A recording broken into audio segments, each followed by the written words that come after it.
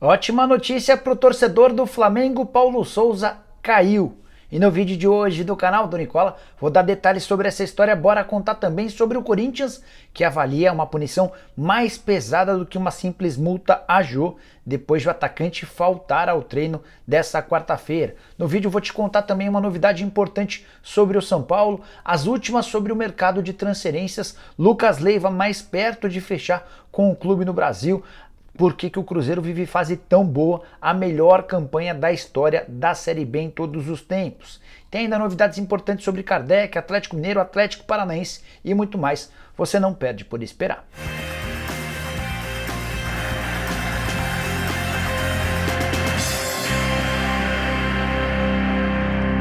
Fala aí pessoal, sou Jorge Nicola, bem-vindos a mais um vídeo do canal, sempre bem bacana ter vocês por aqui, sem perder tempo. Só queria pedir que assistissem ao vídeo até o fim, se curtirem não esqueçam de deixar like e de se inscrever no canal, beleza?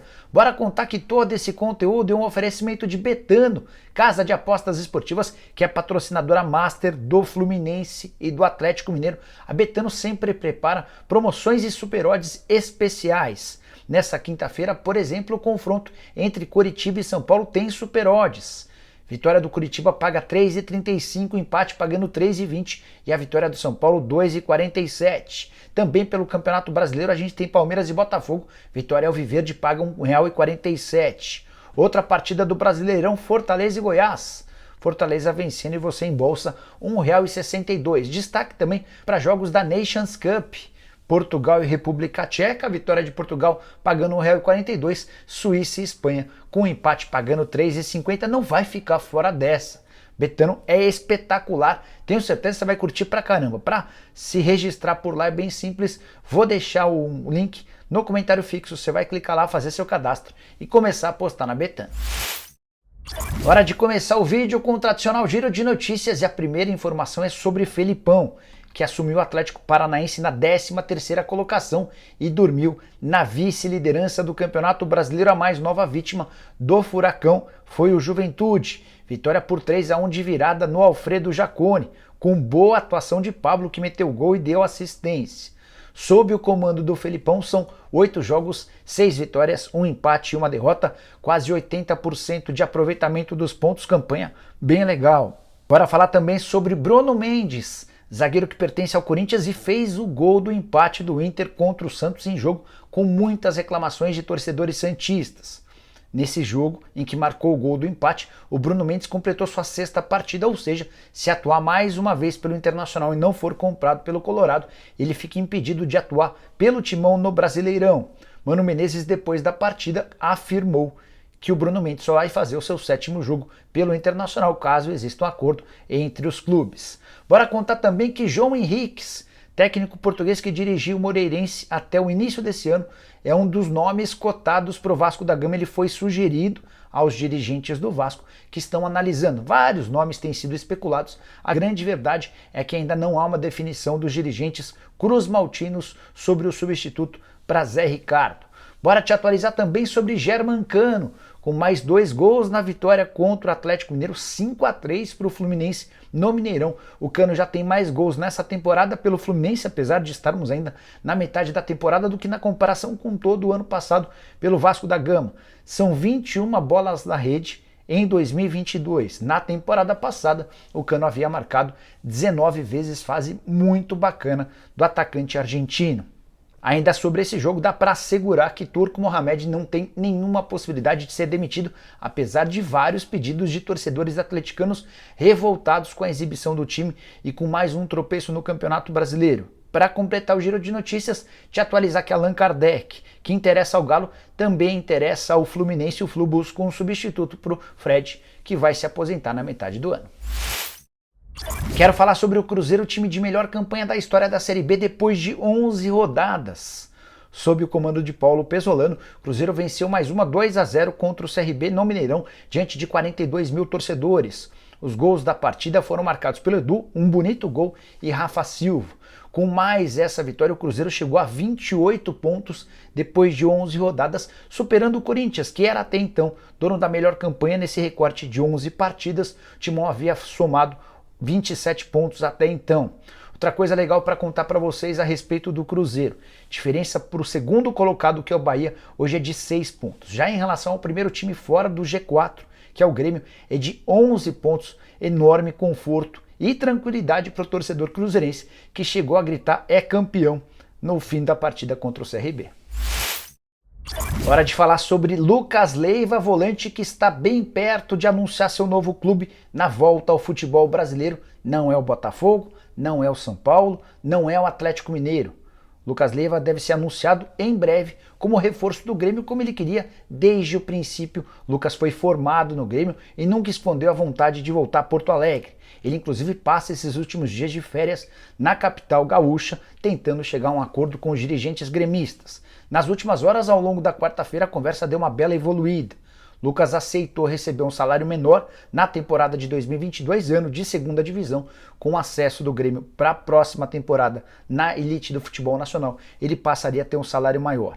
A tendência, de acordo com pessoas próximas ao Juliano Bertolucci, é de que no máximo quinta ou sexta-feira esse martelo seja batido e o Lucas possa terminar esse período de férias para iniciar a preparação física, tudo para que esteja à disposição do Grêmio a partir de 18 de julho, quando reabre o mercado de transferências no futebol nacional. Volante que passou mais de 10 temporadas no exterior vestindo as camisas de Liverpool e Lazio, ótimo reforço para o Grêmio para a reta final da segunda divisão.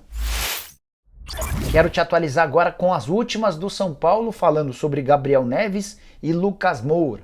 Gabriel Neves quer deixar o tricolor, ele foi bem claro num contato recente nessa semana com os dirigentes do São Paulo. A afirmação é de que ele precisa estar jogando como titular para ter chance de disputar a Copa do Mundo. Ele tem esse sonho de vestir a camisa da seleção celeste. E com as poucas oportunidades que tem no São Paulo, fica bem mais complicado. A partir de agora, o São Paulo, o Gabriel Neves e seu empresário vão tentar chegar a um acordo para a rescisão do contrato. O grande problema, de acordo com o tricolor, é que ainda não existe qualquer proposta para a saída dele em definitivo. Há muita especulação na Argentina de que ele pode jogar no Independiente.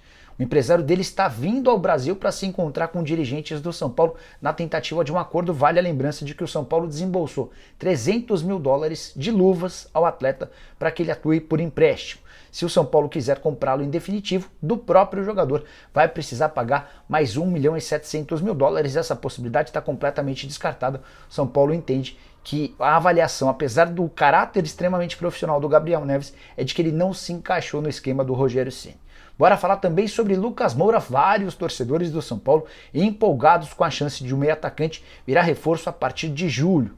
Te asseguro que não existe essa possibilidade. Aí você pode estar perguntando, mas Nicola, por que o Lucas Moura esteve em Cotia nessa quarta-feira? Verdade, ele foi lá, conversou com jogadores das categorias de base do São Paulo, chegou a assistir uma partida do Sub-20 contra o Audax, enorme identificação com o clube. Já havia estado na semana passada conversando com o Júlio Casares, assistiu a um jogo do Tricolor no Morumbi. Ele não esconde que vai voltar ao São Paulo. Nesse momento é impossível, porque ele tem no mínimo mais um ano de contrato com o Tottenham, que vai exigir pelo menos 15 a 20 milhões de euros para liberá-lo, isso sem contar nos salários, próximos de 2,5 milhões de reais. Então, se você tem um sonho, um objetivo, a vontade de assistir a Lucas Moura vestindo a camisa do São Paulo, vai precisar aguardar por pelo menos mais um ano, embora o Lucas Moura já tenha revelado que, se pintar uma proposta boa do futebol europeu, ele pode estender essa permanência por lá por mais 2 temporadas.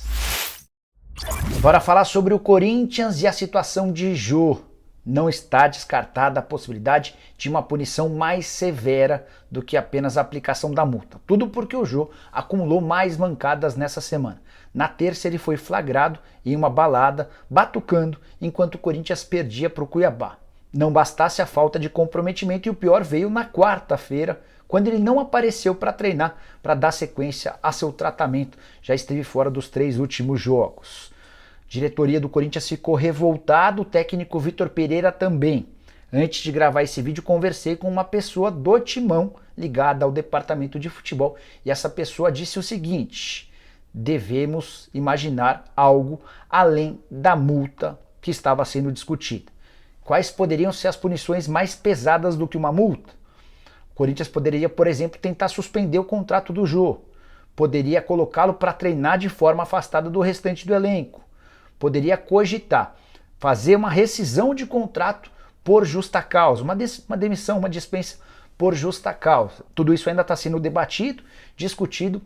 É possível que o departamento jurídico também seja acionado, até porque o contrato do Jô tem muitos milhões de reais em jogo. Ele ganha, de acordo com o craque Neto, 900 mil reais por mês. Como o contrato só termina em dezembro de 2023, se você fizer a conta e incluir o 13º desse ano e do próximo ano, estamos falando de algo na casa dos 18 milhões de reais.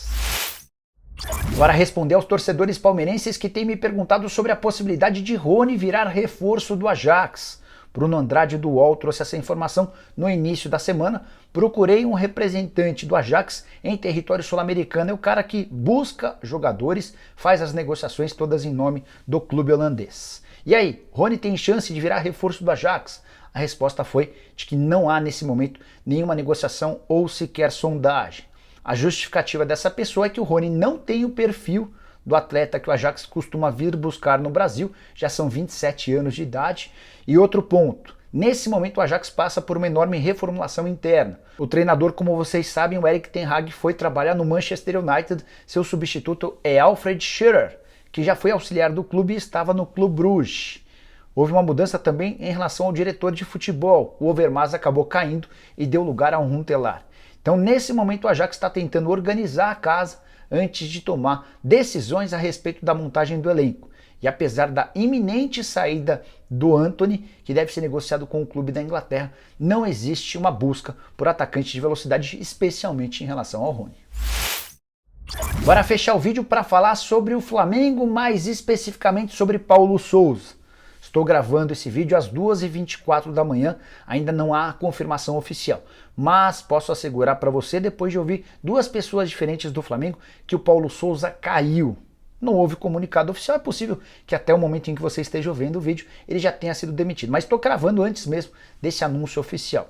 A gota d'água foi a derrota, mais uma, agora para o Red Bull Bragantino, 1-0 em Bragança Paulista na noite dessa quarta-feira, o Flamengo recuperando mais um adversário. Já tinha sido assim no domingo, derrota por 2-1 para o Fortaleza, que era o lanterna e ainda não havia vencido na competição. Agora foi a vez do Red Bull Bragantino, que vinha de 9 partidas sem vitória. O único gol do jogo anotado por Luan Cândido no primeiro tempo. O time do Flamengo bastante preguiçoso, com uma vontade. A impressão que eu tive é que, exceto por alguns atletas, os outros demonstraram talvez até a vontade de derrubar o Paulo Sousa.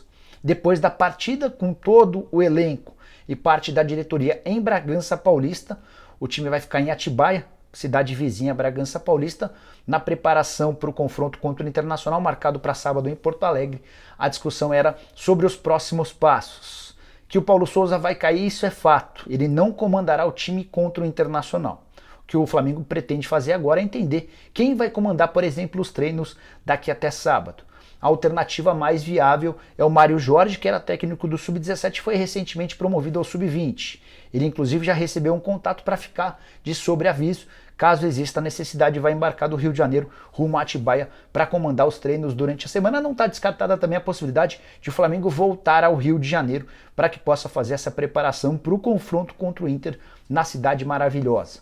Outro ponto importante: o Flamengo prepara ou discute como pagar os 7 milhões e 700 mil reais de multa ao Paulo Sousa, treinador português, que havia pago para deixar a seleção polonesa cerca de 2 milhões de reais e vai levar do Flamengo, entre multa e salários que ele já recebeu, mais ou menos 15 milhões de reais. Não dá para dizer que foi um mau negócio a vinda dele ao Brasil. Do ponto de vista financeiro, esportivamente falando, foi péssimo, o trabalho é horroroso.